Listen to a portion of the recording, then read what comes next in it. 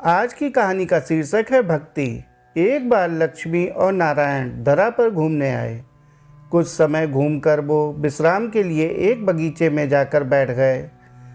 नारायण आंख बंद कर लेट गए। लक्ष्मी जी बैठ नज़ारे देखने लगीं।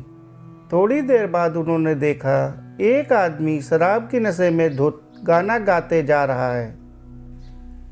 उस आदमी को अचानक ठोकर लगी तो उस पत्थर को लात मारने और अपशब्द कहने लगा। लक्ष्मी जी को बुरा लगा। अचानक उसकी ठोकरों से पत्थर हट गया।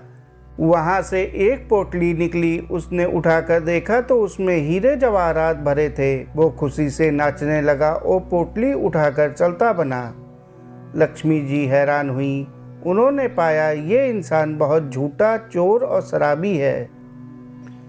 सारे गलत काम करता है। इसे भला ईश्वर ने कृपा के काबिल क्यों समझा। उन्होंने नारायण की तरफ देखा मगर वो आंखें बंद किए मग्न थे।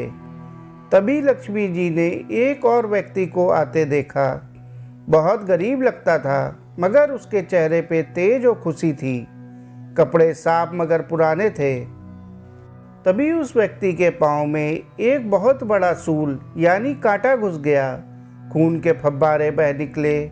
उसने हिम्मत कर उस कांटे को निकाला, पाँव में गमछा बांधा, प्रभु को हाथ जोड़ धन्यवाद दे लंगड़ाता हुआ चल दिया।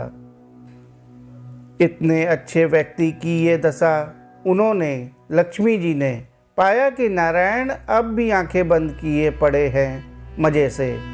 उन्हें अपने भक्त के साथ ये भेदभाव पसंद नहीं आया। उन्होंने नारायण जी को हिलाकर उठाया। नारायण आंखें खोलकर मुस्कुराए। लक्ष्मी जी ने उस घटना का राज पूछा तो नारायण ने जवाब में कहा, लोग मेरी कार्यशैली नहीं समझे। मैं किसी को दुख या सुख नहीं देता। वो तो इंसान अपनी करनी से पाता है। यूँ समझ लो मैं एक अकाउंटेंट हूँ। सिर्फ ये हिसाब रखता हूँ कि किसको किस कर्म के लिए कब और किस जन्म में अपने पाप और पुण्य का क्या फल मिलेगा।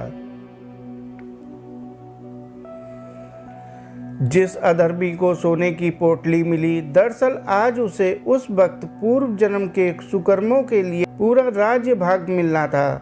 मगर उसने इस जन्म में इतने भी कर्म किए कि पूरे राज्य का मिलने वाला खजाना घटकर एक पोटली सोना रह गया।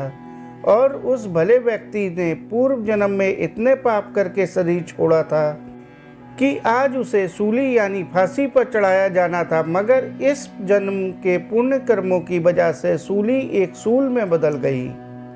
अर्थात ज्ञानी को कांटा चुभे तो उसे कष्ट होता है, दर्द तो होता है, मगर वो दुखी नहीं होता। दूसरों की तरह वो परमात्मा को नहीं कोसता, बल्कि हर तकलीफ को प्रभु इच्छा मान इसमें भी कोई भला होगा मानकर हर कष्ट सहकर भी परमात्मा को धन्यवाद करता है। तो आगे से आप भी किसी तकलीफ में हो तो विचारिए, सिर्फ कष्ट में हैं या दुखी हैं। सच्चे दिल से प्रभु पर विश्वास से आपकी आधी सजा माफ़ हो जाती है और बाकी तकलीफ सहने के लिए परमात्मा आपको उसे खुशी खुशी झेलने की हिम्मत और मार्गदर्शन देते हैं। दोस्तों, कहानी को आखिरी तक सुनने के लिए बहुत बहुत शुक्रिया। कहानी अच्छी लगी हो तो कहानी को लाइक और चैनल को सब्सक्राइब कर लें।